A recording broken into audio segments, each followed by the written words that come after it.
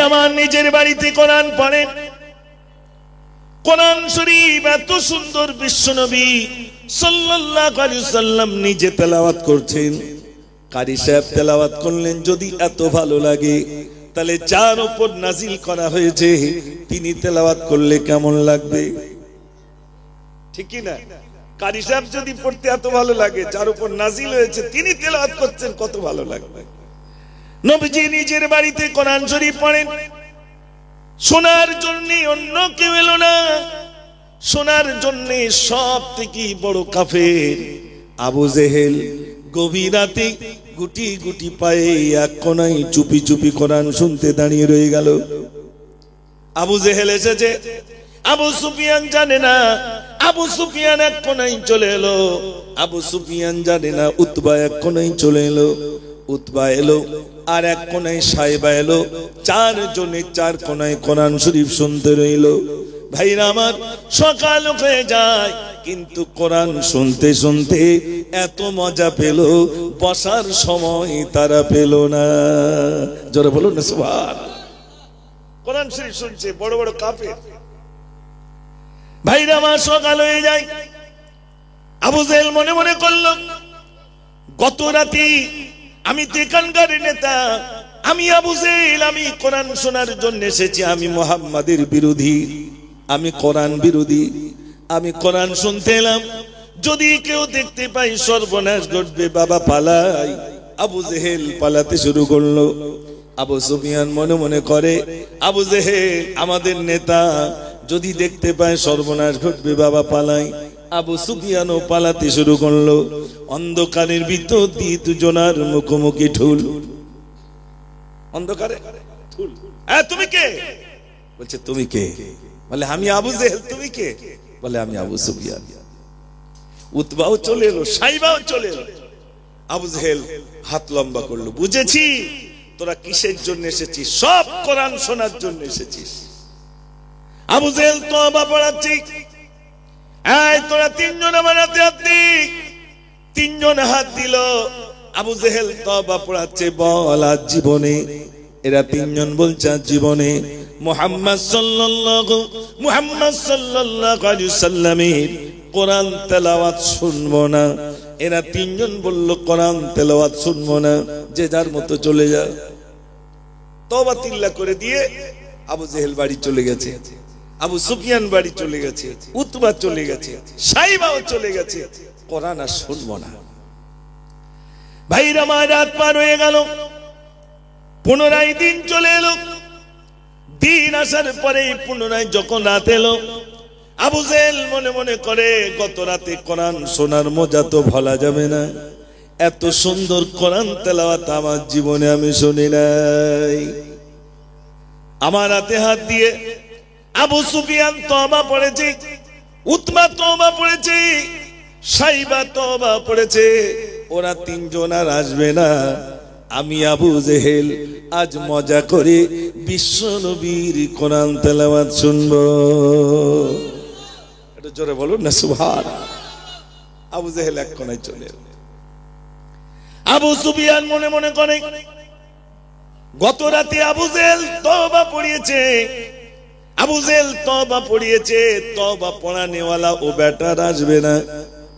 আমি আবু সুফিয়ান আজ মজা করে বিশ্ব নবীর কোরআন তেলাওয়াত শুনবো। ও এক কোণায় চলে এলো। আবু সুফিয়ান এক কোণায় চলে এলো, উতবা এক কোণায় এলো, সাইবা এক কোণায় চলে এলো। এবার আবু জেহেল মনে মনে করে, গত রাতে কোরআন শুনতে শুনতে চলে যাচ্ছিলাম, আবু সুফিয়ানের সঙ্গে দেখা হয়েছিল। আজ যদি আবার কারোর সঙ্গে দেখা হয়ে যায়, সর্বনাশ ঘটবে, বাবা আমি পালাই। সকাল সকাল পালাতে শুরু করে। আবু সুফিয়ান মনে করে, গত রাতে আবু জেহেল তওবা পড়িয়েছিল, বেটার সঙ্গে যদি দেখা হয়ে যায় সর্বনাশ ঘটবে, বাবা আমি পালাই। আবু সুফিয়ান পালাতে শুরু করে। অন্ধকারের ভিতর দিয়ে দুজনের মুখোমুখি ঠুল। আবু জেহেল বলছে তুমি কে? আবু সুফিয়ান বলে তুমি কে? আবু জেহেল বলছে আমি আবু জেহেল। তুমি কে? বলে আমি আবু সুফিয়ান। এই কাল রাতে তওবা পড়লি, আজ আবার কিসের জন্য আসলি? হ্যাঁ, আবু সুফিয়ান বলছে, তো তুমি তো তওবা পড়িয়েছিলে, তুমি কিসের জন্য আসলে? আবু জেহেল দেখলো মানুষ কোরআন শুনলে, তাদের কানের ভিতরে কোরআন ঢুকলেই মানুষ ইসলাম কবুল করে নেবে। একটু জোরে বলুন না সুবহান। আবু জেহেল এলান করলো, আজ থেকে আর কোরআন শরীফ শোনা যাবে না। নেতা তো, তাই নেতা এলান করে দিচ্ছে আজ থেকে আর কোরআন শোনা যাবে না। আল্লাহ সেটা কোরআনেও তুলে দিলেন, লা তাসমাউ লিহাযাল কুরআন। আবু জেহেল সেদিন বলেছিল কোরআন শরীফ শোনা যাবে না। হজের মরশুমে এখন যেমন মিনায় তাবু রয়েছে, তারপরে হাজী সাহেবরা ভিন্ন ভিন্ন ঘরে তানারা থাকেন, আজিজিয়ায় থাকেন, আজিজিয়া, জুনুবিয়া, সুরুবিয়া, হাজী সাহেবরা সব সেখানে থাকেন। কিন্তু আগে কি করতো, পাহাড়ে পাহাড়ে তাবু স্থাপন করে মানুষ সেখানে থাকতেন। হজের সময় যাওয়ার সময় সেখানে গিয়ে তাবু গেড়ে থাকতেন। আবু জেহেল কি করলো, মানুষ বিশ্বনবী সাল্লাল্লাহু আলাইহি ওয়াসাল্লামে কোরআন তেলাওয়াত শুনে ইসলাম কবুল করছে বলে আবু জেহেল চিন্তা করলো কেমনে মানা করা যায়। তাই হজের মরশুমে তাবুতে তাবুতে গিয়ে বলে আসছে, আমার একটা ভাইপো আছে, কি বিড়বিড় করে বলে জানি না, কিছুই বুঝে আসে না, তোমরা যেন খবরদার দেখতে যেও না, আমার পাগল ভাইপোকে যেন দেখতে যেও না। ওরা জানে না যে মক্কা একটা পাগল আছে, পাগলের কথা সব তাবুতে তাবুতে গিয়ে বলে আসলো। আচ্ছা আপনি বলুন, আপনি এখানে জানা আছেন, আমি যদি বলি বাস স্ট্যান্ডে একটা পাগল আছে, আপনারা যেন খবরদার যাবেন না, আপনাদের যাওয়ার কৌতূহল বাড়বে না কমবে? বাড়বে না? কি রকম পাগল একটু দেখে আসি। ভাইরা আমার, আবু জেহেল বাড়িতে বাড়িতে তাবুতে তাবুতে গিয়ে বলে এলো, আমার একটা ভাইপো আছে, পাগল, বোঝে না সোজে না, কি বিড়বিড় করে বলে, আমরা কিছু বুঝি না, তোমরা খবরদার দেখতে যাবে না। আর যদি দেখতে যাও কানের ভিতরে আঙুল দিয়ে তোমরা দেখতে যাবে। পাগল দেখতে যাওয়ার সময় এবার কানের ভিতরে দুটো আঙুল দিয়ে পাগল দেখতে গেল। পাগল দেখতে গিয়ে মনে মনে করছে, এই মানুষটা কি পাগল হতে পারে? যে মানুষটার এত সুন্দর দেখতে, চুলগুলো এত সুন্দর, গায়ের লোমগুলো এত সুন্দর, দাড়ি মোবারকটা এত সুন্দর, পাগল হলে গায়ের বস্ত্রটা হয় ছেঁড়া জীর্ণ শীর্ণ হয়, এটা কেমন করে পাগল হতে পারে? চিন্তা করছে। আর আমার রাসূল কোরআন শরীফ তেলাওয়াত করছেন। পাগল দেখতে এলো, কানের ভিতরে আঙুল দিয়ে পাগল দেখতে এলো। পাগল দেখতেছি চিন্তিত হারে, এ কেমন করে পাগল হতে পারে? কান থেকে যেই না হাত সরে গেল, রাসূল কোরআন শরীফ পড়ছিলেন, ওই কোরআনের আওয়াজ তার কানের ভিতরে চলে গেল। যেই না কানের ভিতরে চলে গেছে, জবান থেকে বেরিয়ে গেছে, লা ইলাহা ইল্লাল্লাহু মুহাম্মাদুর রাসূলুল্লাহ। একটু জোরে বলুন না সুবহানাল্লাহ। পাগল দেখতে এসে কলমা পড়ে বসে রয়েছে। আবু জেহেল যত মানা করেছে, হযরত আবু বকর সিদ্দিক রাদিয়াল্লাহু তাআলা, আপনাদের কষ্ট হচ্ছে না তো? মাশাআল্লাহ। আল্লাহ রাব্বুল আলামিন যুগে যুগে নবী প্রেরণ করেছেন, নবীদেরকে কিতাব দিয়েছেন আর বলেছেন, একদিকে কিতাব নিয়েছেন আর বলেছেন, ইয়া আইয়ুহান নাস, হে মানব সকলেরা, কুলু লা ইলাহা ইল্লাল্লাহ তুফলিহুন, তোমরা বলো আল্লাহ ছাড়া কোনো মাবুদ নাই। বিশ্ব নবী সাল্লাল্লাহু আলাইহি ওয়াসাল্লাম কোরআন নিয়েছেন, একদিকে মানুষের কাছে ইসলামের দাওয়াত দিতে শুরু করলেন। বিশ্ব নবী সাল্লাল্লাহু আলাইহি ওয়াসাল্লাম কোরআন শরীফ তেলাওয়াত যখন এমন করে করেন, সাইবা এসে রাসূল যখন মক্কা শরীফের চাতওয়ালে কোরআন পড়ে নামাজ পড়ছেন, সাইবা এসে শুনে শুনে আর আবু জেহেলের কাছে কি বলছে, আবু জেহেল শোনো, আমি দেখলাম বিশ্ব নবী কোরআন শরীফ তেলাওয়াত করছেন, আমার মনে হয় ওটা একটা ঐশী গ্রন্থ হবে, ওটা ঐশী গ্রন্থ হবে। আবু জেহেল বলছে, আমি জানি ওটা ঐশী গ্রন্থ, কিন্তু মানলে আমার নেতৃত্ব থাকে না, আমার চিয়ার থাকে না, এই জ্বালাই তো আমি মানি না। আবু জেহেল জানে, কিন্তু মানতে চাইছে না, বলে মানলেই তো আমার নেতৃত্ব থাকে না। ও সোনার মেয়েরা, যে নবীর উপরে কোরআন নাজিল হয়েছে, আম্মা জান আয়েশা সিদ্দিকা রাদিয়াল্লাহু তাআলা বর্ণনা করেন, আমি রাসূলের জুব্বা মুবারক সেলাই করছিলাম, হাত থেকে সূচটা আমার পড়ে গেল, পার্শ্ববর্তী কোনো আলো পেলাম না, এদিকে গেলাম কোনো আলো পেলাম না। এমন সময় দেখলাম আল্লাহর নবী সাল্লাল্লাহু আলাইহি সাল্লাম কিছুক্ষণ পরে তশরিফ রেখেছেন। আম্মা জান আয়েশা বলেন, আমার নবীর নুরানি চেহারাতে, নুরানি জ্যোতিতে আমার ঘরটা আলোকিত হয়ে গেছে। এত সুন্দর চেহারা, এত সুন্দর চেহারা। আম্মা জান আয়েশা বলছেন, রাসূলের নুরানি চেহারাতে আমার ঘরটা আলোকিত হয়ে গেছে। রোম সম্রাট সৈন্য পাঠিয়েছে, গিয়ে দেখেছো সারা বিশ্বের নেতা চেয়ারটা কেমন। সারা বিশ্বের নেতা চেয়ার দেখার জন্য রোম সম্রাট সৈন্য পাঠালো। সৈন্য দেখেছে, বলছে হুজুর, জীবনে অনেক সিংহাসন দেখলাম, অনেক সিংহাসন দেখলাম, এমন একটা সিংহাসন দেখলাম, আপনার সিংহাসন মণি মুক্ত দিয়ে খচিত। এত সুন্দর সিংহাসন, দূর থেকে মানুষের আগমন ঘটে। কিন্তু আমি এমন একটা সিংহাসন দেখলাম, খেজুর পাতা দিয়ে বানানো একটা চেটাই, ওই চেটাটাই হলো বিশ্ব নবীর সিংহাসন। খেজুর পাতা। হযরত ওমর ডুকরে ডুকরে কাঁদছেন, ইয়া রাসূলুল্লাহ, আপনার পিঠ মোবারকে চেটাইয়ের দাগ লেগে যায়, আমি ওমর থাকতে পারি না, আমার কষ্ট হয়, আপনি একটু অনুমতি দিন, সুন্দর বিছানা আপনার জন্য আমি এনে দেব। হযরত ওমরকে আল্লাহর নবী বললেন, ওমর, এক মুষ্টি বালিলেন। ওমরকে বললেন, ওমর, আমি যদি বলি সোনা হয়ে যাও, সোনা হয়ে যাবে, কিন্তু আমার প্রয়োজন নাই, আল্লাহ আমাকে পাঠিয়েছেন, ওমা আরসালনাকা ইল্লা রাহমাতাল লিল আলামিন। জোরে বলুন না সুবহানাল্লাহ। আমার প্রয়োজন নাই। রোম সম্রাটের সৈন্য বলছে, আর বলবো? বলছে, বলো। রোম সম্রাটের সৈন্য বলছে, হুজুর, গভীর রাতে যদি আপনি রাস্তা দিয়ে হেঁটে যান, সকালবেলা কেউ বলবেন এই রাস্তা দিয়ে রোম সম্রাট হেঁটে গিয়েছিল।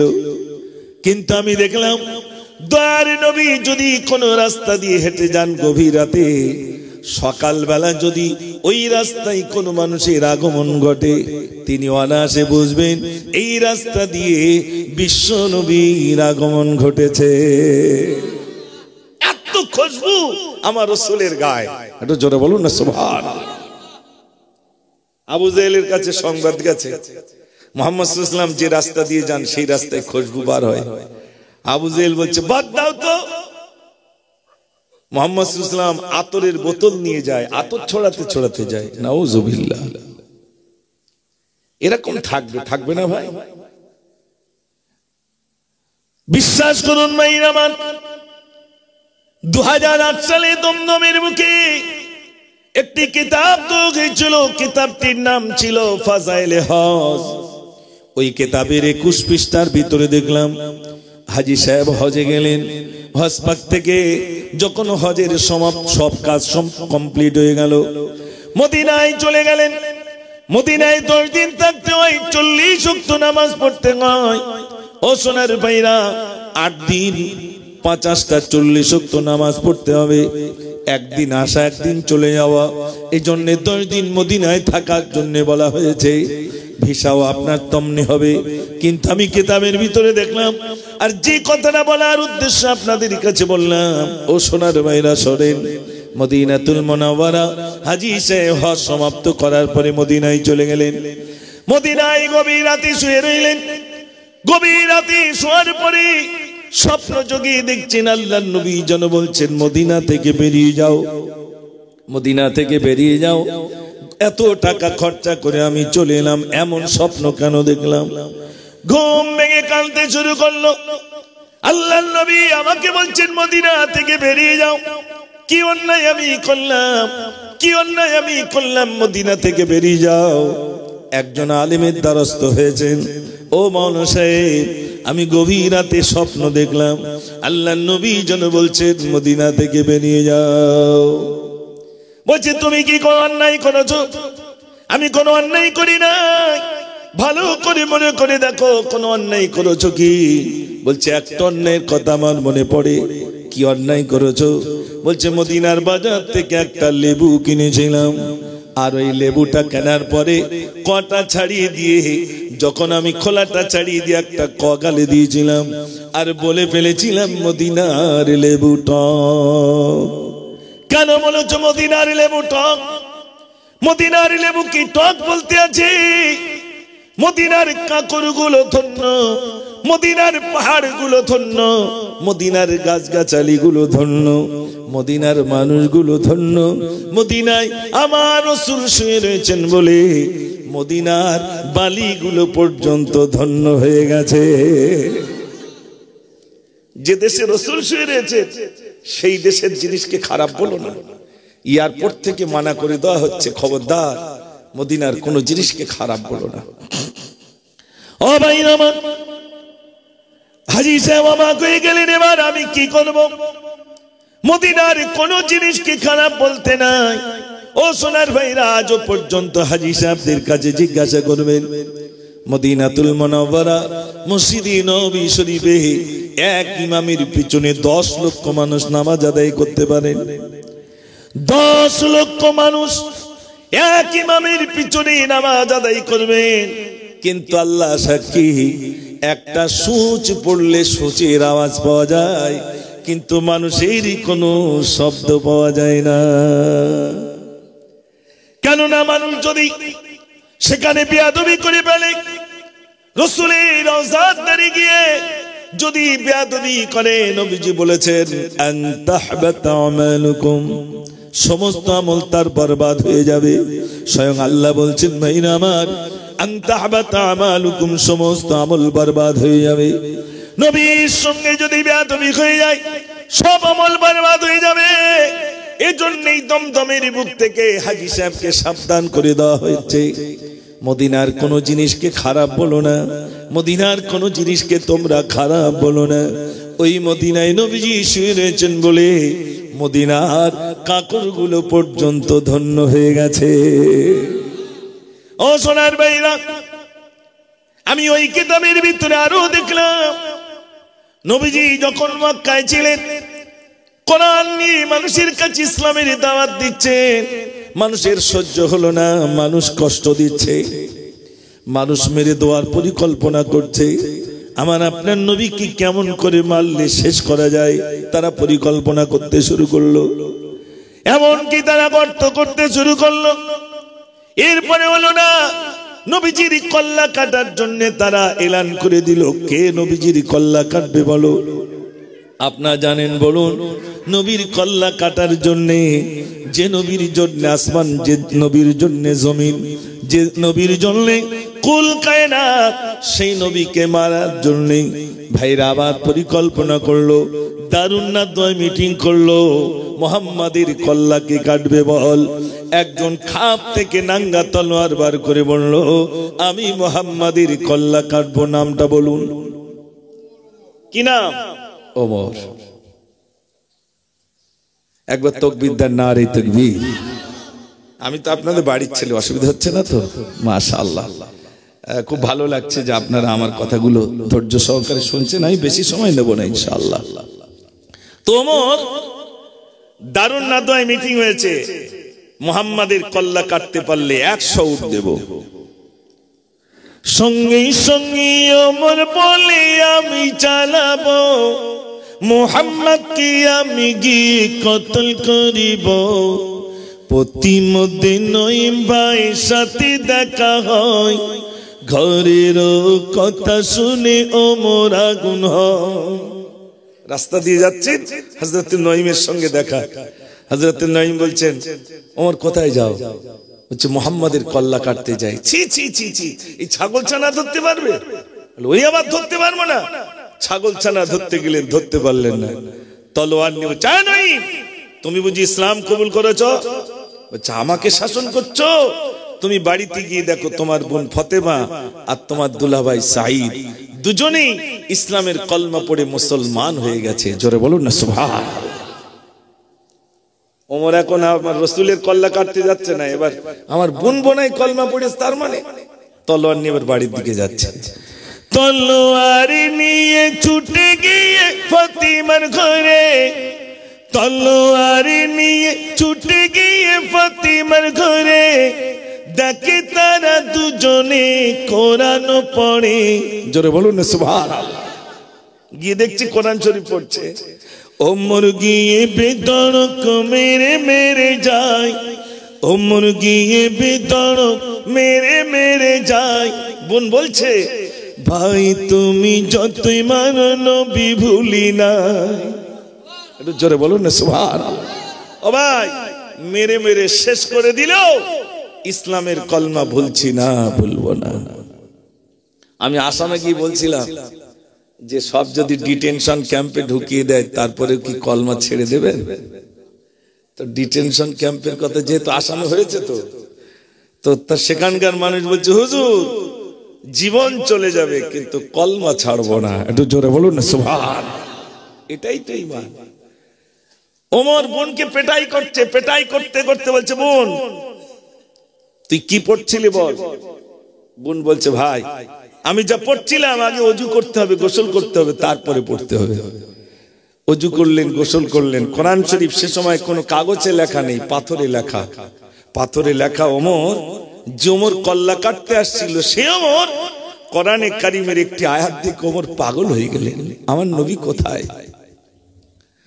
ভাইরা আমার ওমর বোনকে বললেন বোন আমার নবী কোথায় রয়েছে? পাগলের মতো ছুটছে, আমার নবী কোথায়, আমি সেখানে যাব।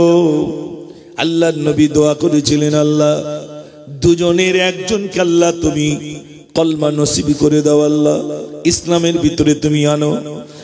একজনের দুজনের ভিতরে একজন হয় আবু জেহেল নইলে ওমর, যেহেতু দুজনাই রাগী ছিলেন এই জন্যে আল্লাহ রাব্বুল আলামিনের কাছে আমার আপনার নবী দোয়া করলেন। কোরআন শরীফের আয়াত দিকে ওমর পাগল হয়ে গেলেন, পাগলের মতো ছুটছে। পাহাড় চূড়ায় দাঁড়িয়ে রয়েছেন হযরতে হামজা রাদিয়াল্লাহু তাআলা। ইয়া রাসূলুল্লাহ ওই ওমর আসে, ওমর যদি আপনার সঙ্গে সদ্ব্যবহার করে আমরা ছেড়ে দেব। ইয়া রাসূলুল্লাহ ওমর যদি আপনার সঙ্গে অসৎ ব্যবহার করে আমি হামজা ওমরের কল্লা কেটে দেব।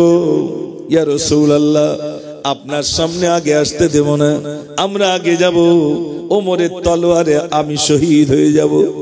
দ্বিতীয় জন ওমরকে ধরে নেবে, দ্বিতীয় জনকে ওমর শহীদ করে দেবে, তৃতীয় জন ওমরকে ধরে নেবে। ইয়া রাসূলুল্লাহ তারপরে আপনার কাছে আসতে দেব। আল্লাহর নবী বললেন সাহাবারে ওরে হামজা যে ওমর আমার কল্লা কাটার জন্য আসে ওমর আমার কল্লা কাটবে না, কাটবে না, বরং তার কল্লাটা আমার কদমে ছুপে দেবে। একটু জোরে বলুন না সুবহানাল্লাহ। ওমর কি কল্লা কাটবে, ওমরকে আসতে দাও। ভাইরা আমার ওমর গেলেন। আল্লাহ রাব্বুল আলামিনের কি দয়া, রাসূলের কাছে গিয়ে দুটো হাত দিয়ে রাসূলের কাছে বললেন ইয়া রাসূলুল্লাহ আপনার কল্লা কাটার জন্য আমি তলোয়ার নিয়ে এসেছিলাম। 100 উট পড়োকন পাবো। আবু জেহেল, আবু লাহাব, উতবা, সাইবা তারা আজও পর্যন্ত বসে রইল, তার অপেক্ষায় রয়েছে ওমর মুহাম্মাদের কল্লাটা নিয়ে আসবে। তার অপেক্ষায় তার অন্যা দোয়ায় বসে রইল। আমি যাব, তারা জানে ওমর গেছে মানে কল্লা নিয়ে আসবে। ইয়া রাসূলুল্লাহ আমাকে কলমা পড়িয়ে দেন। কলমা পড়িয়ে নিয়ে নবীজির কাছে বলছেন ইয়া রাসূলুল্লাহ আমি চুপচাপ থাকা বান্দা নই, আমি নারাই তাকবীর দিতে দিতে যাব। আবু জেহেল দেখুক, আবু লাহাব দেখুক, আমি ওমর ইসলাম কবুল করে নিলাম। নারাই তাকবীর দিতে দিতে যখন যাচ্ছে আবু জেহেল, আবু লাহাব অবাক, যাকে পাঠালাম কল্লা কাটার জন্য সেই তো ইসলাম কবুল করে চলে এলো। একটু জোরে বলুন না সুবহানাল্লাহ। এটাই কোরআনের মুআজিজা। যিনি দেখেছেন, যিনি পড়েছেন তিনি ইসলাম কবুল করেছেন। সোনার ভাই আমার, কত মানুষ কোরআনকে পুড়িয়ে দেওয়ার জন্য, কোরআনকে বিলুপ্ত করার জন্য চক্রান্ত করলো, কিন্তু না না, কেউ পারলো না, কেউ পারলো না। বিশ্বাস করুন, কোরআন শরীফ এত সুন্দর একটি গ্রন্থ, এত সুন্দর একটি গ্রন্থ, আল্লাহর কালামুল্লাহ, আল্লাহর পাক কালাম। কিয়ামতের দিন, মুসিবতের দিনে জান্নাতীরা জান্নাতে চলে যাবে, জাহান্নামীরা জাহান্নামে চলে যাবে। জান্নাতীদের জন্য বিরাট একটা স্টেজ বানানো হবে। ফেরেশতারা আল্লাহর কাছে বলবেন, ওগো আল্লাহ, আমরা কি দিয়ে স্টেজ বানাবো? আল্লাহ বললেন, যাও আমার নূর দিয়ে তোমরা স্টেজ বানিয়ে দাও। স্টেজ বানানো হয়ে যাবে। এবার ফেরেশতারা বলবেন, আল্লাহ সভাপতিত্ব কি করবে? এখানে যেমন জলসা দিলে একজন সভাপতির প্রয়োজন, সেখানে তো একজন সভাপতির প্রয়োজন। আল্লাহ রাব্বুল আলামিন বলবেন, আমি নিজেই সেদিন সভাপতিত্ব হয়ে যাব। জোরে বলুন সুবহানাল্লাহ। আপনারা রাস্তা থেকে নিয়ে পর্যন্ত লাইটিং করেছেন, জান্নাতের লাইটিং এর প্রয়োজন। ফেরেশতারা বলবেন, আল্লাহ স্টেজ হলো, সভাপতি হলো, কিন্তু লাইটিং এর তো প্রয়োজন রইল। আল্লাহ রাব্বুল আলামিন বলবেন, আমার হাবিবকে নিয়ে যান, আমার হাবিবকে নিয়ে যান। আল্লাহর নবী সাল্লাল্লাহু আলাইহি ওয়াসাল্লামকে নিয়ে শুধু স্টেজে বসানো হবে। তানার নুরানি চেহারাতে, নুরানি জ্যোতিতে গোটা জান্নাতটা লাইটিং বেনে যাবে। একটু জোরে বলুন না সুবহানাল্লাহ। এত সুন্দর চেহারা, গোটা জান্নাত লাইটিং হয়ে যাবে। আল্লাহ রাব্বুল আলামিন এবার যে নবীকে সর্বপ্রথম তেলাওয়াত করতে বলবেন, পৃথিবীতে যত নবী এসেছেন সব থেকে বেশি গলার কণ্ঠস্বর যে নবীকে দিয়েছিলেন তিনি হলেন হযরতে দাউদ আলাইহিস সালাতু ওয়াস সালাম। আল্লাহ বলবেন, দাউদ তুমি এবার তেলাওয়াত শুরু করো। দাউদ নবী তেলাওয়াত শুরু করবেন জবুর। জবুর দাউদ নবী যখন তেলাওয়াত করতেন, উড়ন্ত পাখিগুলো সব এসে বসে যেত, সমুদ্রের মাছগুলো মাথা উঁচু করে তেলাওয়াত শুনতো। সেদিন দাউদ নবী জান্নাতীদের সামনে যখন তেলাওয়াত শুরু করবেন, কিতাবের ভিতরে এসেছে স্টেজে যত নবীগণ থাকবেন কাটা মুরগির মতো ছটফট ছটফট ছটফট করবেন, আর জান্নাতীরা যারা শুনবেন, শুনতে শুনতে শুনতে ৮,০০০ বছর বেহুশ হয়ে পড়ে থাকবে। জোরে বলুন না সুবহানাল্লাহ। ৮,০০০ বছর বেহুশ। আল্লাহ রাব্বুল আলামিন জান্নাতীদের বলবেন, এই জান্নাতীরা তোমরা কি আজ শুনবে? জান্নাতীরা সেদিন আল্লাহর কাছে বলবেন, ওগো আল্লাহ, পৃথিবীতে নবী নবী নবী করে পাগল ছিলাম আল্লাহ, সেই নবীর মুখ থেকে একটু কোরআন তেলাওয়াত শুনবো। যারা বলুন সুবহানাল্লাহ। কার মুখ থেকে শুনবেন? রাসূলের মুখ থেকে শুনবেন। আল্লাহর নবী সেদিন কোরআন শরীফের এই সূরাটা তেলাওয়াত করবেন, ইয়াসিন ওয়াল কুরআনিল হাকীম ইন্নাকা লামিনাল মুরসালিন আলা সিরাতিম মুস্তাকিম। জোরে বলুন না সুবহানাল্লাহ। জান্নাতীরা সেদিন রাসূলের মুখ থেকে কোরআন শরীফ তেলাওয়াত শুনবেন। ও ভাইরা আমার, জান্নাতীরা যখন তেলাওয়াত শুনবেন, স্টেজে যত নবীগণ থাকবেন কাটা মুরগির মতো ছটফট ছটফট ছটফট করবেন। ছটফট করতে করতে ভাইরা আমার, আর জান্নাতীরা জানারা শুনবেন, শুনতে শুনতে ৮ লক্ষ বছর বেহুশ হয়ে পড়ে থাকবে। ৮ লক্ষ বছর কোনো হুঁশ থাকবে না। আল্লাহ রাব্বুল আলামিন এবার জান্নাতীদের ডেকে বলবেন, ও জান্নাতীরা তোমরা কি আজ শুনবে? জান্নাতীরা সেদিন আল্লাহর কাছে বলবেন, ওগো আল্লাহ, পৃথিবীতে আল্লাহ আল্লাহ আল্লাহ আল্লাহ বলে ডাকতাম আল্লাহ, একটু তোমার মুখ থেকে একটু কোরআন তেলাওয়াত শুনবো।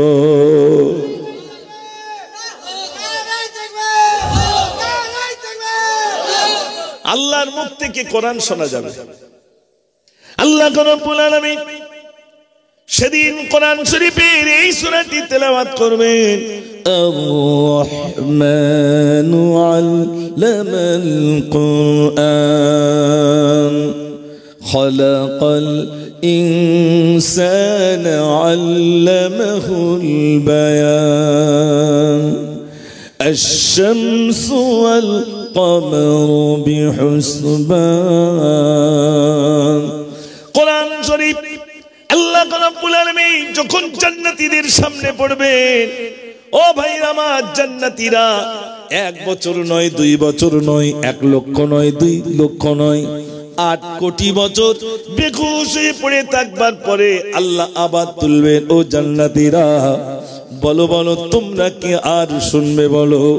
জান্নাতীরা সেদিন বলবে, আল্লাহ আল্লাহ তোমার মুখ থেকে কোরআন তেলাওয়াত শোনার পরে আমাদের কলিজা কানা ঠান্ডা হয়ে গেছে।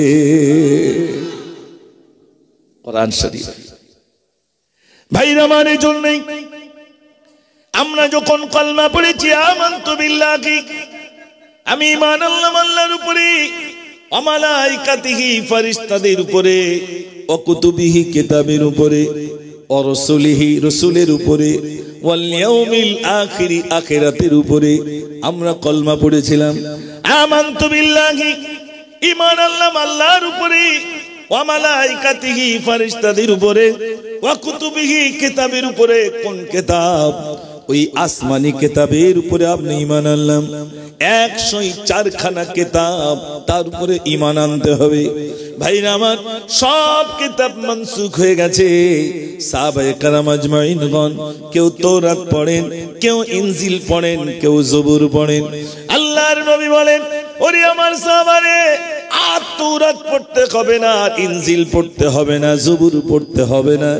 কোন মানুষ যদি কোরআন শরীফ তেলাওয়াত করে, কোন মানুষ যদি কোরআন শরীফ তেলাওয়াত করে, ওই মানুষটার 104 খানা কিতাব তার পড়া হয়ে যায়। কোরআন শরীফ পড়লে কটা কিতাব পড়া হবে? 104 খানা। এত সওয়াব রয়েছে। জোরে বলুন না সুবহানাল্লাহ। ও ভাইরা আমার, বিশ্বাস করুন, পৃথিবীতে অনেক কোরআনের কারখানা আলহামদুলিল্লাহ তৈরি হয়েছে মানুষকে কোরআন শিক্ষার জন্য। মানুষ যাতে কোরআন শিখে নেয়, আল্লাহ পাক ভিন্ন ভিন্ন জায়গায় নিয়ে গেছেন, দেখেছি ভাইরা আমার। কিন্তু সত্যিকারের কথা, আজ আমি বেশি আনন্দিত, আপনারা আমার গায়ের মানুষ। প্রথমেই বলেছিলাম আপনারা দোয়া করেছেন বলে আল্লাহ ভিন্ন ভিন্ন জায়গায় নিয়ে যান, কিছু বলার সুযোগ দেন। আল্লাহ বলেন, বান্দারে, আমি অজ্ঞকে জবান খোলাতে পারি, অন্ধকে আমি চোখ দেখাতে পারি, চোখ খোলাতে পারি, আর আমি যে খোড়া আমি তাকে সুস্থ সবল বানাতে পারি। আমি হলাম ইন্নাল্লাহা আলা কুল্লি শাইইন কাদির। আমার মতো ক্ষমতা কারণ নাই, আমি হলাম আল্লাহ। একটু জোরে বলুন না সুবহানাল্লাহ। দরুদ শরীফ পড়ুন। আল্লাহুম্মা সাল্লি আলা মাওলানা মুহাম্মদ ওয়া আলা আলি সাইয়্যিদিনা। ধন্য আরববাসী গো, ধন্য মদিনা, ধন্য হলেন মা হালিমা, ধন্য আমিনা। আল্লাহুম্মা সাল্লি আলা মাওলানা মুহাম্মদ ওয়া আলা আলি সাইয়্যিদিনা। ভাইরা আমার, শেষ বেলায় দুটি কথা বলে যাই। কোরআন শরীফের ভিতরে দুটি সূরা রইল। একটি সূরা হলো সূরা ইয়াসিন, আর একটি সূরার নাম হলো সূরা ওয়াকিয়া। যদি ফজর নামাজ অন্তে সূরা ইয়াসিন তেলাওয়াত করতে পারেন, সূরা ইয়াসিন তেলাওয়াত করেন। আল্লাহর নবী সাল্লাল্লাহু আলাইহি ওয়াসাল্লাম বলেন, যে কাজের জন্য বান্দা বার হবে, ওই কাজটা আল্লাহ রাব্বুল আলামিন তার জন্য সহজ করে দেবে। ভাইরা আমার, দ্বিতীয় আরেকটি সূরার কথা বললেন, সূরা ওয়াকিয়া।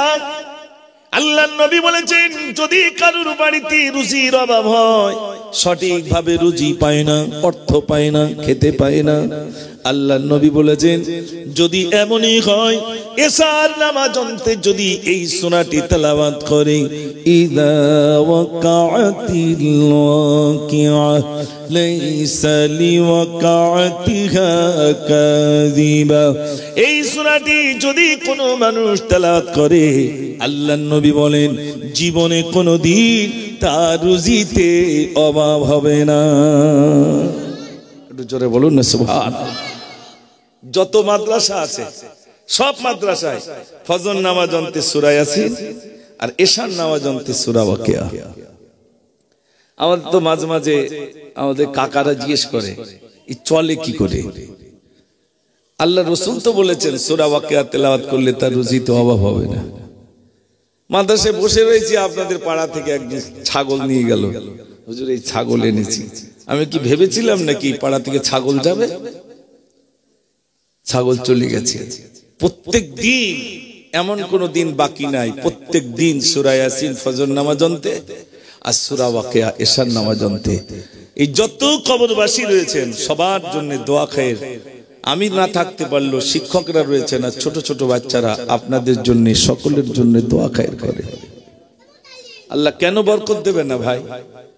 রুজিতে আল্লাহ তো বলছেন এশার নামাজ অন্তে সূরা ওয়াকিয়া পড়লে আমি তার রুজিতে বরকত দিয়ে দেব।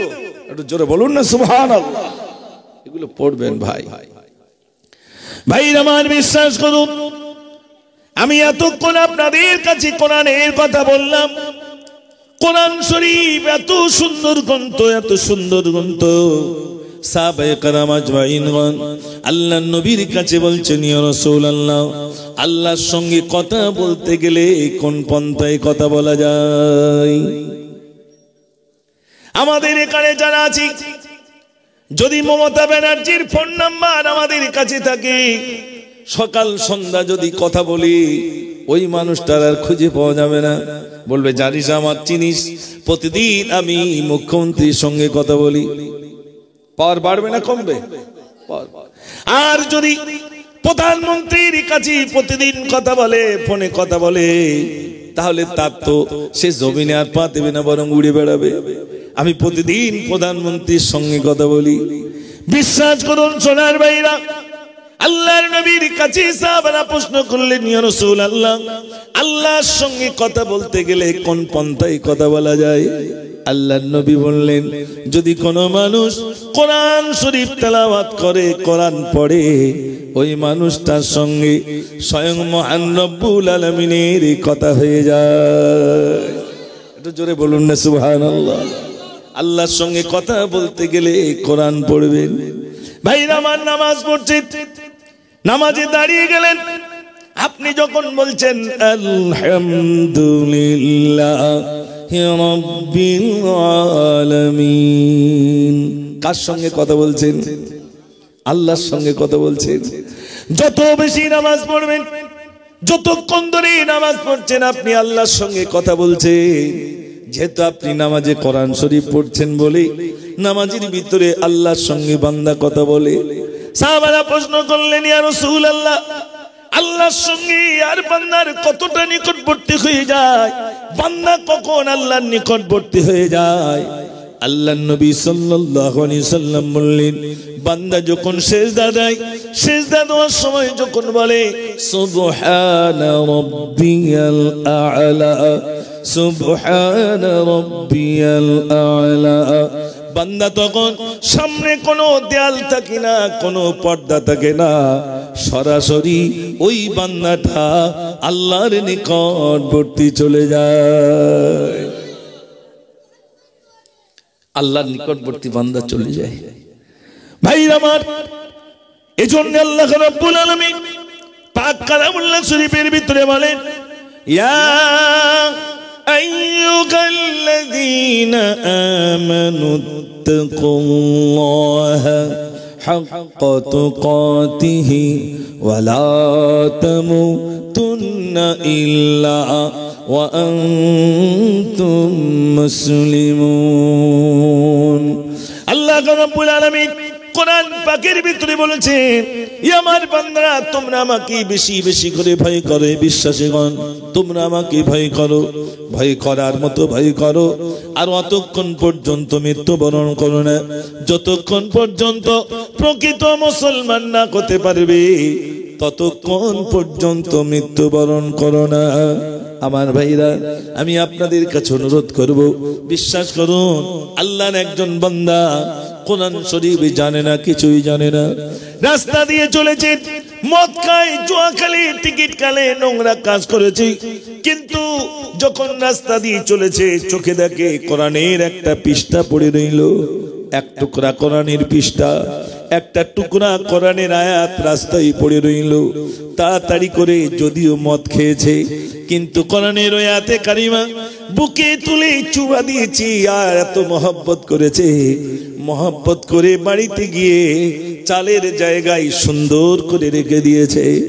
আমার আল্লাহ এত খুশি হয়ে গেলেন, আমার আল্লাহ এত খুশি হয়ে গেলেন, ওরে আমার বান্দারে দুনিয়ায় যা অন্যায় করেছি আমি আল্লাহ ক্ষমা করে দিলাম, আমার কোরআনের সম্মান দেওয়ার কারণে আমি আল্লাহ তোর জীবনের সমস্ত ত্রুটিগুলো ক্ষমা করে দিলাম। সোনার ভাইরা আমার, এই জন্য কোরআন শরীফ পড়েন। কোরআন শরীফ যদি না পড়েন, আল্লাহর একজন বান্দা কোরআন শরীফ জানে না কিন্তু শুধু আয়াতের উপরে হাত দিয়ে বুলায়, কোরআনের উপরে হাত দিয়ে বুলায় আর বলে, আল্লাহ আমি তো জানি না কিন্তু তোমার কোরআনের উপরে আমি আঙুল দিয়ে হাত দিয়ে ভুলাই, আল্লাহ তুমি খুশি হও, তোমার সঙ্গে আমি কথা বলতে পারি না, তোমাকে আমি ডাকতে পারি না, কোরআন জানি না কিন্তু এই বয়সে আর কি করব, কোরআনের উপরে আঙুল দিয়ে হাত বোলায়, আমার আল্লাহ খুশি হয়ে গেলেন। ওরে আমার বান্দারে, কোরআন পড়তে জানিস নি তবু কোরআনের উপরে আঙুল দিয়ে হাত বুলিয়েছিলি, আমি আল্লাহ ওইটুকু করার কারণে আমি আল্লাহ তোর প্রতি খুশি হয়ে গেলাম। একটু জোরে বলুন না সুবহানাল্লাহ। মাশাআল্লাহ, হুজুর এসে গেছেন, একটু তাকবীর দেন, নারে তাকবীর, আর একটু জোরে দেন, নারে তাকবীর। বলতে বলতে অনেক দূর চলে এসেছি, আপনাদের কষ্ট হয়নি তো? মাশাআল্লাহ। আমি বিশেষ করে এখানকার যুবকদের বলেছিলাম, তোমরা ডাকলেই চলে আসবো, টাকা লাগবে না। অনেকে মনে করে হয়তো অনেক টাকা দিতে হবে, কি হবে না গো, বাড়ির ছেলে ডাক দিলেই তো চলে আসবো, টাকা পয়সা কিসের আছে, ডাক দিলেই ইনশাল্লাহ। আমরা 10টা মিনিট বলার সুযোগ পেলে তাই আলহামদুলিল্লাহ। যদিও অনেক বছর ধরে আমাকে বলার করেছিল কিন্তু আমার সময় ছিল না, অ্যাডভান্স আমাকে বলায় আলহামদুলিল্লাহ আমি আসতে পেরেছি, খুব ভালো লাগছে। জলসাটাই এই যুবকরা প্রচুর পরিমাণ অর্থ ব্যয় করেন, এখানকার এইসব নওজোয়ান যুবকরা প্রচুর পরিমাণ অর্থ ব্যয় করেন, মা চাচিরা তানারা প্রচুর অর্থ ব্যয় করেন প্রতি বছর। মানে এই গ্রামে আমি তো ছোটবেলা থেকে এই কথাটা বলতেই হয়, আর এখনো যারা সেরি পার্টি করে আমাদের পাড়ায় তারা জানে যে কোন পাড়ায় সব থেকে বেশি কালেকশন হয়। তা সবাই বলবে এই পাড়াটার নাম বলবে, এই পাড়াটার নাম কি? সবাই দাদি পাড়া বলে, মহব্বতে বলে, তাই তো নাকি? তো যাই হোক, এই পাড়ায় ওই ডোবের ভিতরে, এখন আর ডোব টোব নেই, তখন আমরা ওর ভিতরে ঢুকে ডিম পর্যন্ত নিয়ে এসেছি, মুরগি পর্যন্ত এনেছি। আর আমরা ভাবতাম এই পাড়ার কালেকশনটা খুব বরকতময়, প্রচুর পরিমাণ এখানকার মা চাচিরা দেন। তা আজকে আমার দায়িত্ব পড়েছে এই অনুষ্ঠানটা যাতে আগামী বছর হয় তার জন্য কিছু একটু চাওয়ার জন্য। আমি একবার তাকবীর দেবো, দেখি নারে তাকবীর। এই টাকা চাইলে কিন্তু আওয়াজ কমে যাবে, আর একটু জোর হবে না, নারে তাকবীর। আমার পুরো গলা বসেছিল, কথা বলার সুযোগ ছিল না। আজ এসে আমি এই মাইকে উঠে আর গ্রামে চাললাম, গলা তুলে দিয়েছি, কারণ আমার 16 তারিখে আবার আসামে যাব। শুধু টেনশন হচ্ছে সেখানে গিয়ে কি করব। ফ্লাইটের টিকিট সব কমপ্লিট। আমি বললাম কতটা লোক হতে পারে? তো হুজুর 1000-10 লোক হবে এখানে। 10,000 লোকের সামনে যদি গলা ভেঙে যায় তাহলে তো সর্বনাশ হবে না? হবে না? কোথার থেকে হারা নিয়েছিস বলবে। তা একটা খুব টেনশনে ছিলাম। আলহামদুলিল্লাহ গ্রামের এই মাইক পেয়ে আলহামদুলিল্লাহ আমার গলা উঠে গেছে, তবে একবার জোরে আওয়াজ দেবেন নারে তাকবীর। মাশাআল্লাহ মাশাআল্লাহ। এখানে অনেক ভাইরা রয়েছেন, আগামী বছরের জন্য কিছু চাইবো ইনশাআল্লাহ। এবছরে বিরিয়ানি হয়েছে নাকি? এবছরে বিরিয়ানি হয়েছে আলহামদুলিল্লাহ, এবছরে বিরিয়ানি হয়েছে। আপনারা আপনাদের জন্য তাবারুকে চিন্তা করতে পারেন, মনটা কত বড় দেখে। লোকে মিলাদ দলে খিচড়ি করে দিদিন ওইতে চলে যাবেন, আর এরা যুবকেরা সব বিরিয়ানি করেছে যে এখানে যত মেহমান আসবেন সকলকে বিরিয়ানি দেব। এ মনটা ছোট না বড় ভাই? আর এমন কোন বাড়ি নাই যে বাড়িতে কোনো ছেলে কাজ করে না, প্রত্যেকটা ছেলে কর্মজীবী। মাশাআল্লাহ। আমার তো মনে হয় জমি জায়গা খুব বেশি নেই, অথচ কর্মজীবী আমরা ছোটবেলা থেকে দেখেছি। মানে সব থেকে দুস্থ মানে পাড়া থাকলে কম থাকলে এটা, আর আল্লাহ এখন আমাদের থেকে সবল বানিয়ে দিয়েছেন, কলিজাটাও বড় বানিয়ে দিয়েছেন। একটু জোরে বলুন না সুবহানাল্লাহ। এটা আল্লাহর বড় দয়া, আলহামদুলিল্লাহ। একজন বলুন আগামী বছরের জন্য, আগামী বছরের জন্য আমি কিছু চাল চাইবো।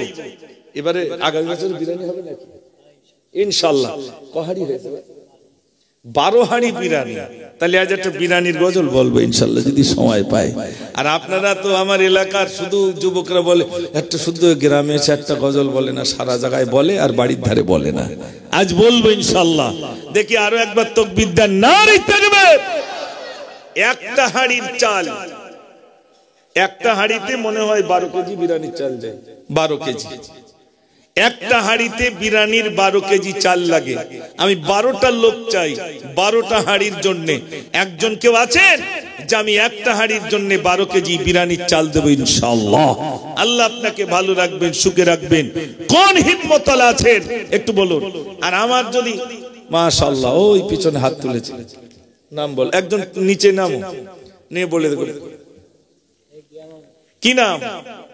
আমাদের গিয়াসউদ্দিন সাহেব। মাশাআল্লাহ। আজ কি যেন খুশির জোয়ার নেমে এসেছে, আমদপুরে যুবক বৃন্দে খুশি এসেছে। আজ কি যেন খুশির জোয়ার নেমে এসেছে। নারে তাকবীর। সেই মেলে পাড়া আমাদের গিয়াসউদ্দিন সাহেব, উনি বলছেন আমি দেবো একটা বিরিয়ানির হাড়ির চাল 12 কেজি। আপনার খুশি না বেজার? চলে প্রত্যেকেরই যেতে হবে ভাই, চলে প্রত্যেকেরই যেতে হবে। দ্বিতীয় হাড়ির জন্য বলুন 10 কিলো চাল।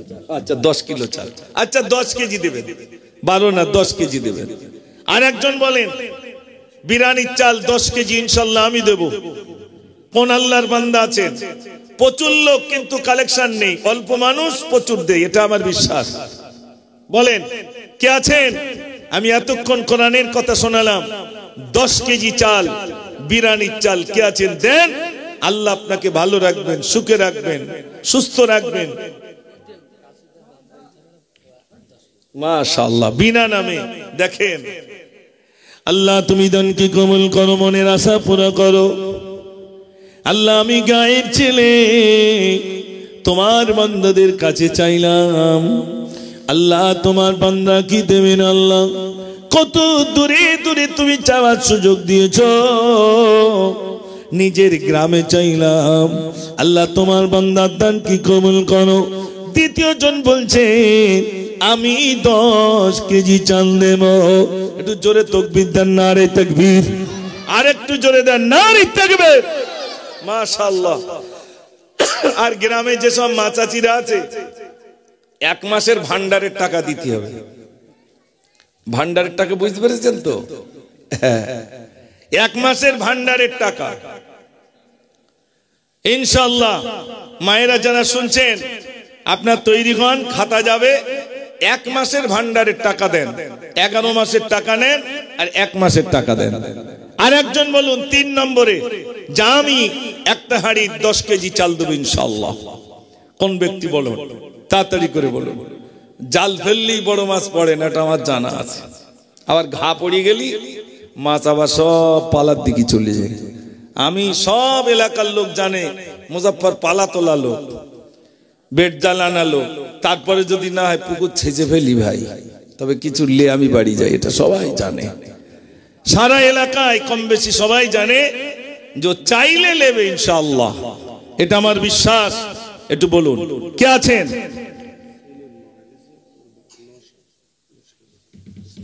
ও স্ট্যান্ডার্ড সেলিম, আচ্ছা আচ্ছা। সেলিম মারা, সেলিম আমার খুব মহব্বতের ছিল আমাদের বাস স্ট্যান্ডের। সে বেচারি জলসা হলে আমাকে বলতো, বাড়িতেও নিয়ে যেত, সাত ঢালাই করবে তাও নিয়ে যেত। কিছু কিছু মহব্বতের ছেলে থাকে, সে বেচারিও চলে গেছে। সকলেই চলে যেতে হবে। তার আব্বা থাকতে না পেরে তার নামে 10 কেজি চাল দেবে। আপনার খুশি না বেসাহার?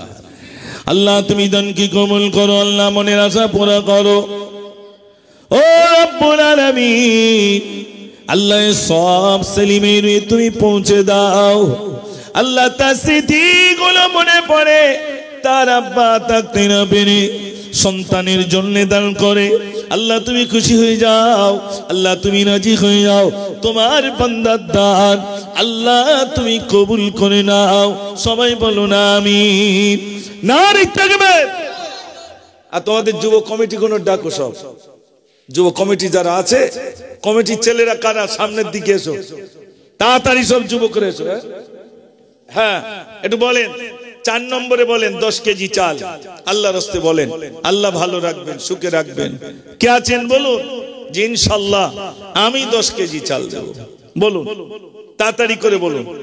ইনশাআল্লাহ আপনাদের গায়ে প্রচুর পরিমাণ আপনারা দান করেন, এটা আমার জানা আছে। ফুরফুরা শরীফ থেকে হুজুর এসেছেন, আপনাদের মাঝে আসবেন, তার আগে আমি একটু আপনাদের কাছে কিছু চাইছি। বলুন তাড়াতাড়ি করে বলুন, আল্লাহর রাস্তে বলুন, আল্লাহ যেন আপনাদের দানকে কবুল করে নেন। তাড়াতাড়ি করে বলুন।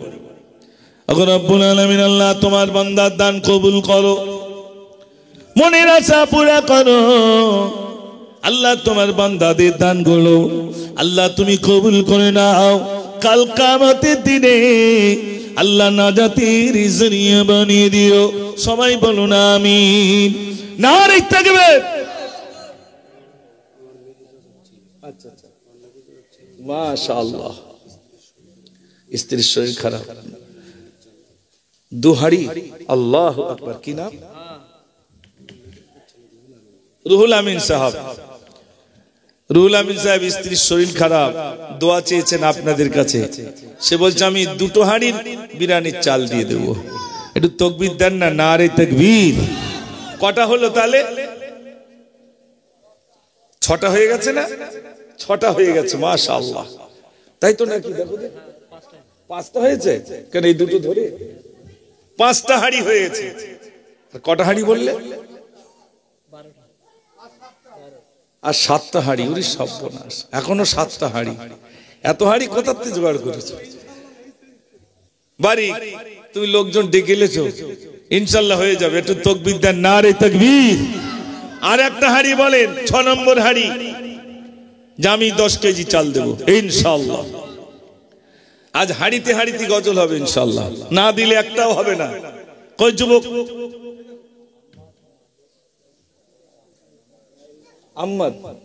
আম্মাদ মিস্ত্রি আব্বার নামে 10 কেজি চাল দিচ্ছেন, মাশাআল্লাহ। ক নম্বর হলো? পরে নম্বর হবে। বলেন আরেকজন কি নাম?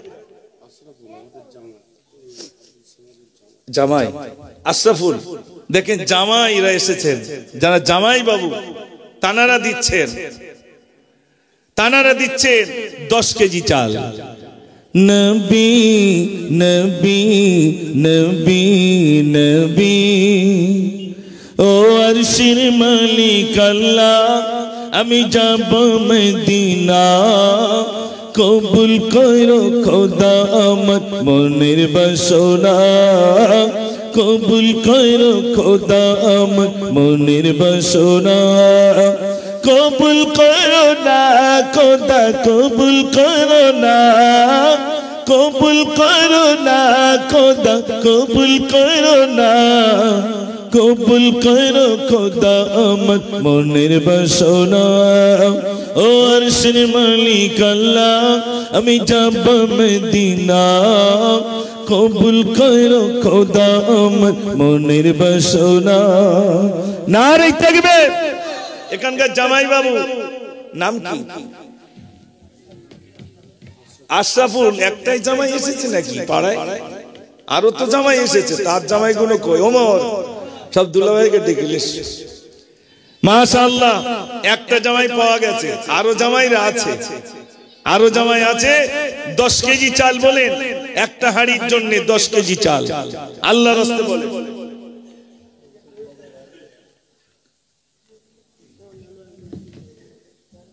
মাশাআল্লাহ এই কোচিটাও আমাদের মাদ্রাসায় পড়ে আলহামদুলিল্লাহ স্কুলে যায় তারপরেও কোরআন শরীফ শেখার জন্য যায় আমি অবাক হই একদম এত ঠান্ডা ছেলে মাশাআল্লাহ ওই তো বড় তো আমার তো মনে হয় যেন ছেলে মানুষ কত বয়স আমি জানি না লম্বায় বড় তো কোরআন শরীফ শেখার জন্য আলহামদুলিল্লাহ যায় বাচ্চাটা সে বলছে আমার নানু 10 কেজি চাল দেবে বিরিয়ানির চাল একটু তাকবীর দেন না নারে তাকবীর আল্লাহ তুমি দানকে কবুল করো মনের আশা পুরো করো ও রব্বুল আলামিন আল্লাহ তোমার বান্দার দানকে তুমি কবুল করে নাও দুনিয়া কিয়ামতের বলে নসিব করো রুজিতে তুমি বরকত দাও আল্লাহ যে নিয়ত নিয়ে দিয়েছেন আল্লাহ প্রত্যেকের সাথ নিয়ত আল্লাহ তুমি পুরা করে দাও সবাই বলুন আমিন বলে কটা হাড়ি হয়েছে 8টা হয়েছে আর 4টে বাকি ভাই ওই দুটোটা ধরে তো মৌরি ভুল করলি সর্বনাশ আর 4টে হয়ে যাবে প্রথম মনে হবে দেবো না শয়তান হাত ধরে রাখবে একদম দিস আবার যদি করোনা আসে সর্বনাশ সারা পৃথিবী জুড়ে এলো করোনা কার ভয়ে তুমি আজ দিলি ঘোষণা ঘরে থাকো একা থাকো ঘর থেকে যেন তুমি বার হবে না সেই করোনা সবার মনে আছে একটু বলেন তাড়াতাড়ি করে বলেন 9 নম্বরে কে আছেন একটা হাড়ির চাল ইনশাআল্লাহ আমি দেব তাড়াতাড়ি করে বলেন ইনশাআল্লাহ আল্লাহর বান্দা আছে মাশাআল্লাহ জামাই দিয়েছে 10 কেজি শ্বশুর বলছে আমিও দেবো 10 কেজি খুশি না বেজার প্রতিযোগিতা হচ্ছে একবার জোরে আওয়াজ দেন না নারে তাকবীর নারে তাকবীর নাম দেখি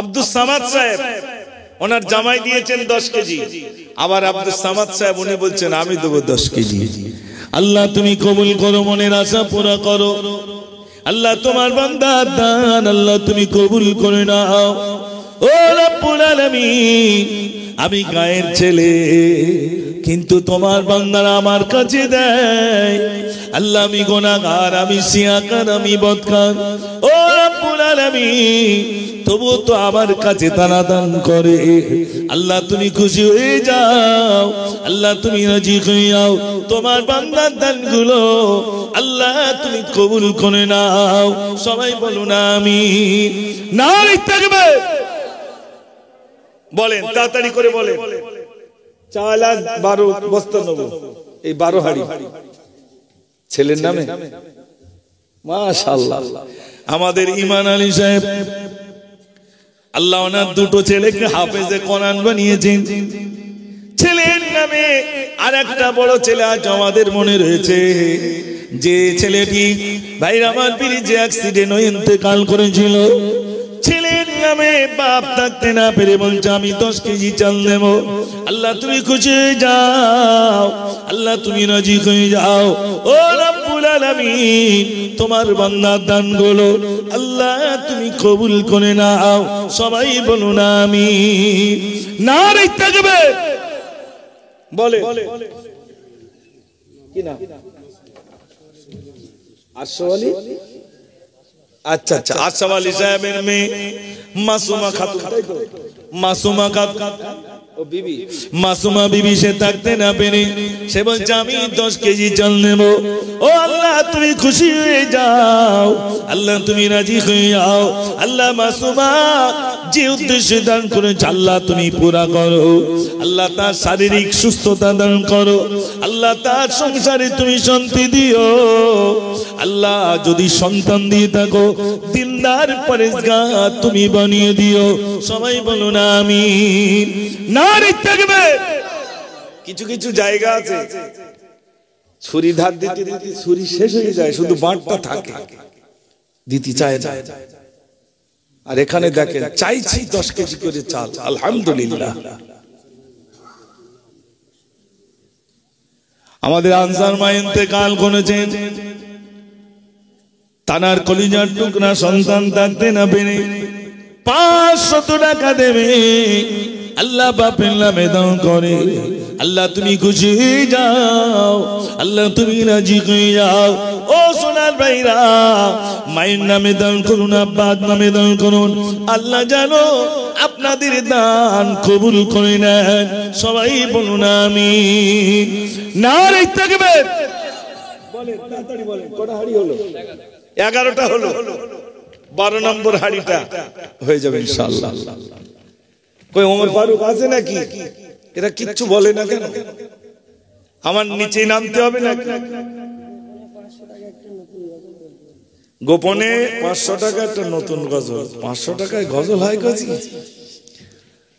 মায়ের কদম চুমে নিলে খোদাই রকম হতো, মায়ের কদম চুমে নিলে খোদাই রকম হতো। ফুলের সুবাস যতই থাক হবে না মায়ের মতো, মায়ের কদম চুমে নিলে খোদাই রকম হতো। নারে তাকবীর। দেন 500 টাকা দিয়েছে নগদ, আলহামদুলিল্লাহ। শেষ হাড়িটা 12 নম্বর হাড়িটা বলেন। ইনশাআল্লাহ আমি দেব 10 কেজি চাল। তাড়াতাড়ি করে বলুন। আমাদের গিয়াসউদ্দিন সাহেব শুরু করেছিলেন যে আমি 10 কেজি চাল, আর সেই থেকে 11 নম্বর হয়ে গেল, 12 নম্বরটা বাকি আছে। তাড়াতাড়ি বলেন, বেশি সময় নেব না, প্রায় শেষ হয়ে গেছে ইনশাআল্লাহ। তাড়াতাড়ি করে বলুন। কোন ভাই নেই? 12 নম্বর। একবার জোরে তাকবীর দেন, শয়তান চলে যাক, দেখবেন বেরিয়ে যাবে ইনশাআল্লাহ। একবার জোরে আওয়াজ দেন, নারে তাকবীর। আরেকটু জোরে হবে না, নারে তাকবীর। মাশাআল্লাহ। আব্বার নামে দেন আর মায়ের নামে দেন। 5 কেজি 5 কেজি 10 কেজি দেন, আল্লাহ ভালো রাখবে। দুই এক জায়গায় কালেকশনে যায়, কালেকশন করে দিই। পরের বছরে গেলি বলে হুজুর সেই যা কালেকশন করে একটা কেউ দেই নেই। আমি বলি ঘুমির করে হাত উঁচু করে বলে ওই জন্য দেই নেই। তার কাছে গিয়ে চাই, ভাই তুমি সে হাত উঁচু করিলে? বলে কখন হাত উঁচু করো? নাক চুলকুতি গিয়ে মুজাফফর আমার নাম বলে দিস। এরা হয় ভাই, এই জন্যই বেশি রাত্রি না চেয়ে একটু যাতে জেগে থাকে এরকম সময় চাচ্ছি, যাতে মানুষ অন্তত জানতে পারে। বলে 12 নম্বর হাড়ি কে আছেন?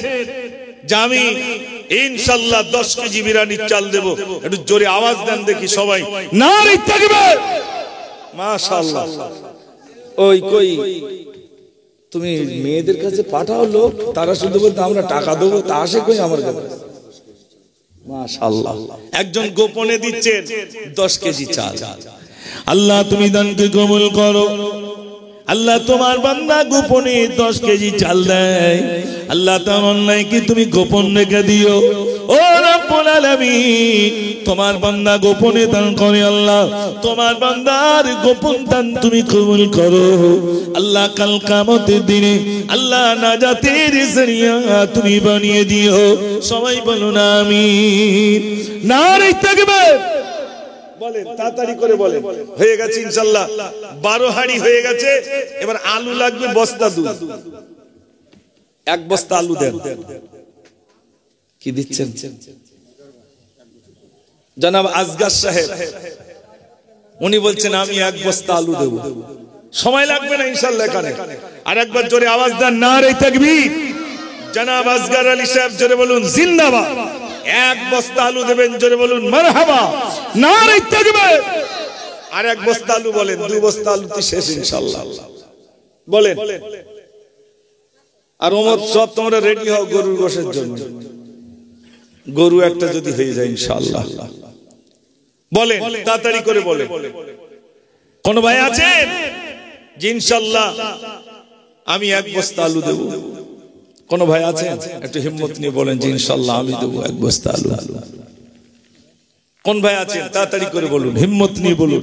আল্লাহ যেন আপনাদের দানকে কবুল করে নেন। রব্বুল আলামিন, আল্লাহ তোমার বান্দাদের কাছে চাইলাম, ও রব্বুল আলামিন তোমার বান্দা কি দেবে না? আল্লাহ তোমার বান্দাদের মনটা তুমি নরম করে দাও। এত কোন চাইলাম, তোমার বান্দা দিয়ে দিল। আল্লাহ তারা নিজেরা 2000, 3000, 4000 পর্যন্ত করে টাকা দিল। আল্লাহ তুমি খুশি হয়ে যাও, আল্লাহ তুমি রাজি হয়ে যাও। তোমার বান্দাদের দান আল্লাহ তুমি কবুল করে নাও। সবাই বলুন আমিন, নারে তাকবীর বলেন, তাড়াতাড়ি বলেন। শেষ বস্তাটা দেন ভাই, আর চাইবো না আলু, একটা বস্তা আলু দেন। আজকে আমার কাছে দাওয়াত দিতে এসেছিল আপনার কাটিহাট, ওখান থেকে, কাটিহাটের ওখান থেকে। আমি বললাম জিতি পারি, এক বস্তা সবজি দিতে হবে, এই ছেলেরা খাবে। আল্লাহ সাক্ষী, কসম খেয়ে বলছি, আমি যাবো, তবে তোমাদের দাওয়াত নেবো তো এক বস্তা সবজি দিতে হবে। তো হচ্ছে ঠিক আছে, তাই দেবো। আমি বললাম আগামীকাল আমার কাটিহাট জহরপুর দাওয়াত রয়েছে, আমি যাব, আপনারা এক বস্তা সবজি। বলে হুজুর ঠিক আছে, এক বস্তা সবজি দেব। মাদ্রাসা চলবে না মানে? চাইলেই দেবে না, দেবে না। ইদানিং এক জায়গায় জলসায় গেছি, এক বস্তা পেঁয়াজ দিয়েছে, এক বস্তা সবজি দিয়েছে, বেগুন, পাতাকপি, ফুলকপি মিলে এক বস্তা, আর এক বস্তা পেঁয়াজ, এক বস্তা আলু। আমার সে গাড়িতে ধরে না, আমি বসবো কোথায়? বলে হুজুর লোক কম করে নিয়ে আসবে। আনি আলহামদুলিল্লাহ চলছে, বাচ্চাদের খাচ্ছে। কোনদিন আপনাদের কাছে আসেনি, এসে বলেনি যে এটা দেন, ওটা দেন, এটা দেন, ওটা দেন। বলেছি ভাই, বলেনি। কিন্তু আল্লাহর বান্দা আছে দেনেওয়ালা, দেনেওয়ালা আছে, তারা ঠিক দিয়ে যান। আল্লাহ রাব্বুল আলামিন ভিন্ন ভিন্ন জায়গায় নিয়ে যান, মানুষ ভালোবাসেন, প্যার করেন, তার বিনিময়ে কিছু দেন, আলহামদুলিল্লাহ চলে যাচ্ছে। একটু বলুন, তাড়াতাড়ি করে বলুন। কোন ব্যক্তি আছেন এক বস্তা আলু?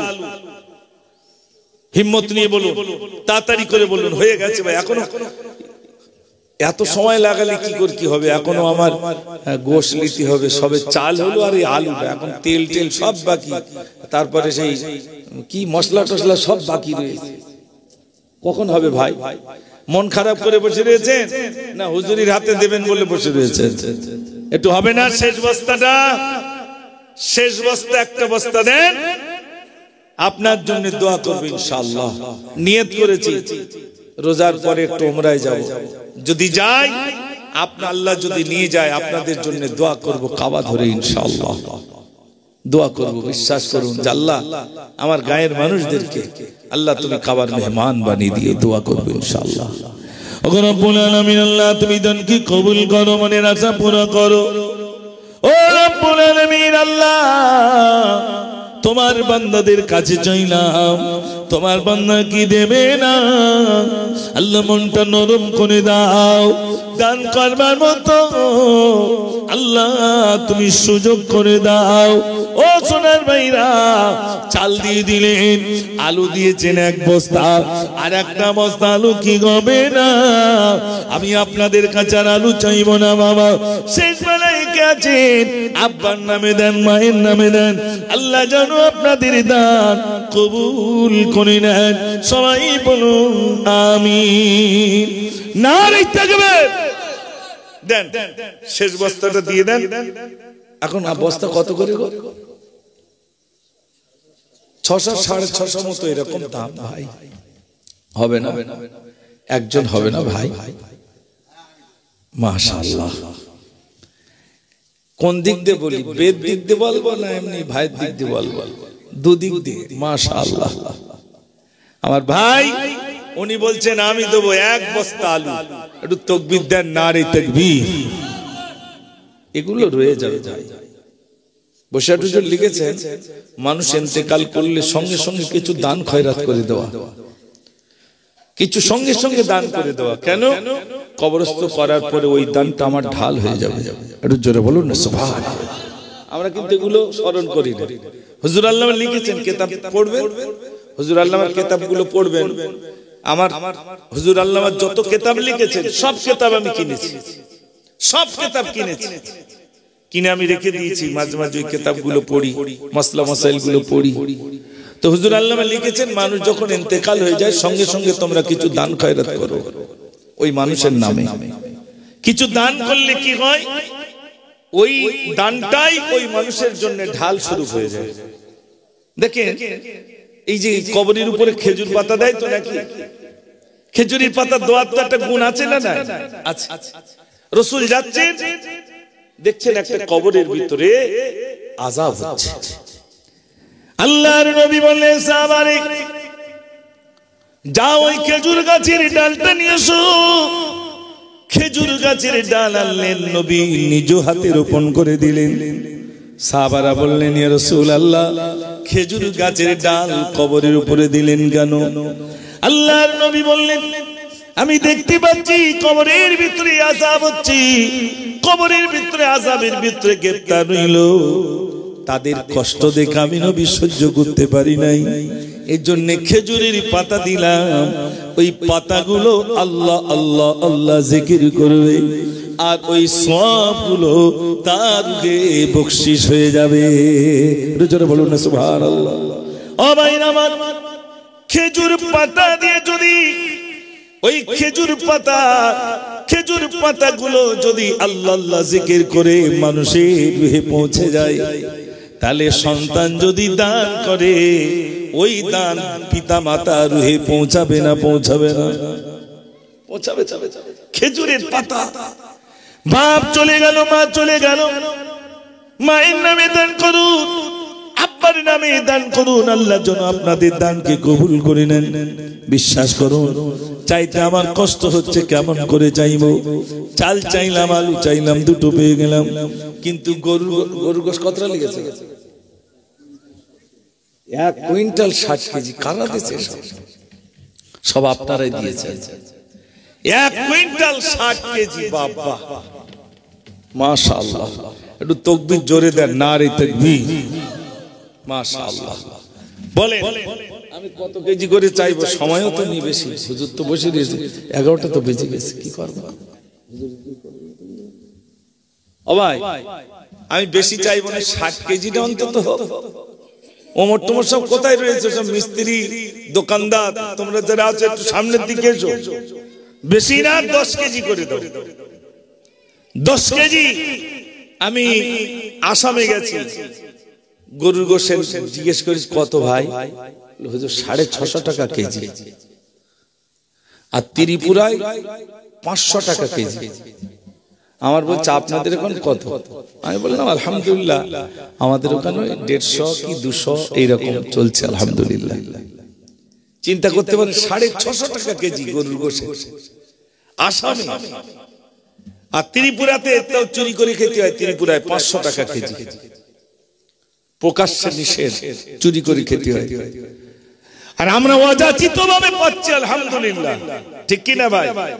10 কেজি কেউ আছেন যে ইনশাআল্লাহ 10 কেজি গরুর গোশত দেব? কোন আল্লাহর বান্দা আছেন?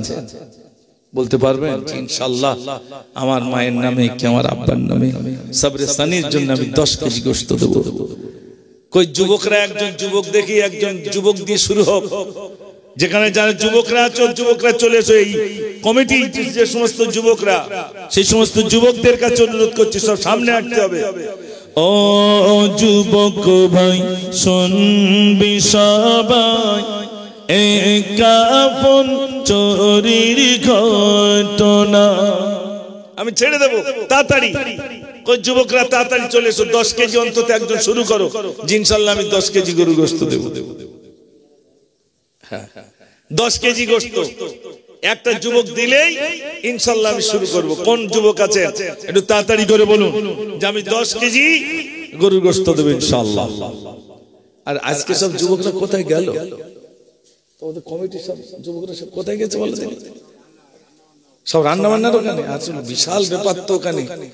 আর মিলাদ যারা দেয় এত পরিমাণ তিরঙ্গা চিবো, সে আর বলার মতো। শুধু বলে হুজুর টেনশন হচ্ছে, টেনশন হচ্ছে, হুজুর ঠিক টাইমে আসতেছে না। স্বাভাবিক টেনশন হবে। তা আমাদের এখানকার যুবকদের একটু টেনশন হচ্ছে, আমি বুঝতে পারতেছি। ওই জন্য অনেকে সামনে আসছে না। আমার যুবক ভাইরা একটু সামনের দিকে আসতে হবে। 10 কেজি করে গোশত আমি যুবকদের কাছ থেকে চাই। এখানে অনেক যুবকরা কাজ করেন, আলহামদুলিল্লাহ, আল্লাহ ভালো রাখবেন, সুখে রাখবেন। ওই সমস্ত যুবকদের কাছ থেকে 10 কেজি করে গোশত বলে কে আছেন আল্লাহর রাস্তায় প্রথম শুরুটা করেন 10 কেজি গোশত দিয়ে। কালাম সাহেব নাকি?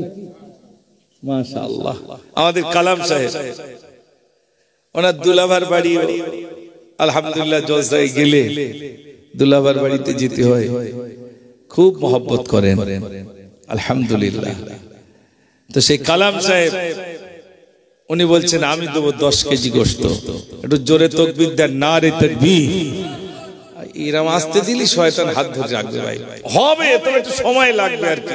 একটু জোরে আওয়াজ দেন না, নারে তাকবীর। মাশাআল্লাহ। ও গো মা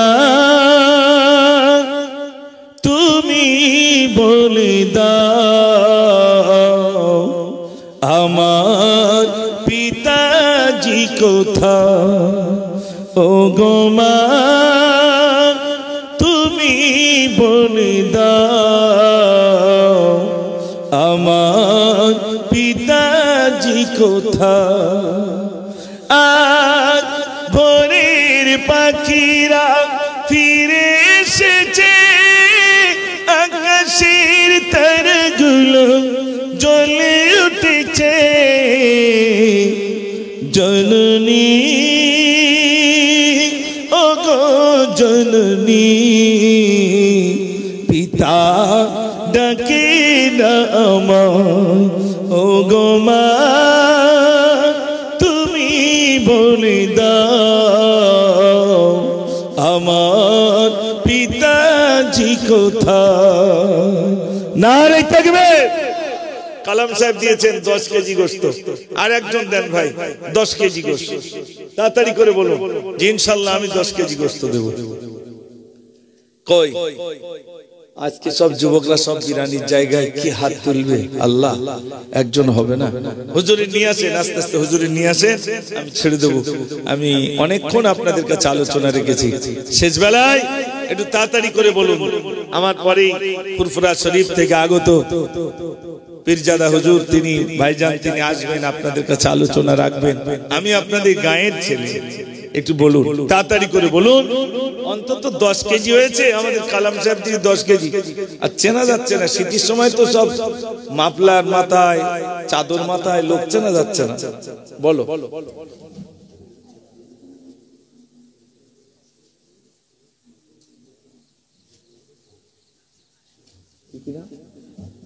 আমাদের মুসলিম, হ্যাঁ, এর যুবকগুলো কোথায় গেল? আমার মুসলিম 10 কেজি আর হাকিম 10 কেজি। আমাদের মুসলিম তালপুকুরে আলহামদুলিল্লাহ ওখানে একটা দোকানে কর্মরত, জলসায় গেলে দেখা হয়। আমাদের হাকিম মাশাআল্লাহ, সেও বলছে আমি 10 কেজি দেবো। দুজন মিলে 20 কেজি গোশত। জোরে তাকবীর দেন, নারে তাকবীর। আল্লাহ তুমি দানকে কবুল করো, মনের আশা পুরো করো। আল্লাহ তোমার বান্দার দান আল্লাহ তুমি কবুল করে নাও। ও রব্বুল আলামিন, আল্লাহ তোমার বান্দার দান আল্লাহ তুমি কবুল করে নাও। দুনিয়া কেরাতের ভালাই নসিব করো, রুজিতে তুমি বরকত দাও। আল্লাহ তোমার বান্দার দান আল্লাহ তুমি কবুল করে নাও। সবাই বলুন আমিন। নারে তাকবীর। হয়ে গেছে 30 হয়েছে, আর 30 নবান্ন আমি নেমে যাবো ইনশাআল্লাহ। আর 30 কেজি বলে মুসলিম মায়েদের কাছে যাও, ভান্ডারের টাকা নিয়ে এসো। কি সর্বনাশ, মায়েরা সব ভান্ডারের টাকা দেন। মায়েরা জানেন আছে, একটা মাসের টাকা দেন, একটা মাসের টাকা না তো জলসা চলবে কি করে? যুবক ভাইরা এত ইন্তজাম করেছেন মাশাআল্লাহ, তাড়াতাড়ি করে দেন, আল্লাহর রাস্তায় দেন। হয়ে গেছে প্রায়, আর 10 কেজি অন্তত দেন, 40টা হয়ে যাক ভাই। হবে না? হয়ে যাবে ইনশাআল্লাহ। একজন বলেন যে ইনশাআল্লাহ আমি 10 কেজি গোশত দেব। কোন ভাই আছেন? জি ইনশাআল্লাহ আমি 10 কেজি গোশত দেব। আল্লাহ যেন আপনাদের দানকে কবুল করে নেন। সবাই বলুন আমিন। বলুন। मैं तेरे कुर्बान मोहम्मद, मैं तेरे कुर्बान, मैं तेरे कुर्बान मोहम्मद, मैं तेरे कुर्बान। कई मुज़म्मिल कई मुद्दासिर या रूहुल कुरआन मोहम्मद, मैं तेरे कुर्बान, मैं तेरे कुर्बान मोहम्मद, मैं तेरे कुर्बान। नारे तकबीर বলেন, তাড়াতাড়ি করে বলেন ইনশাআল্লাহ। আর মুসলিম হুজুরে নিয়ে এসো, আর দেরি না, আমি অনেকক্ষণ জ্বালাতন করেছি। আর যেহেতু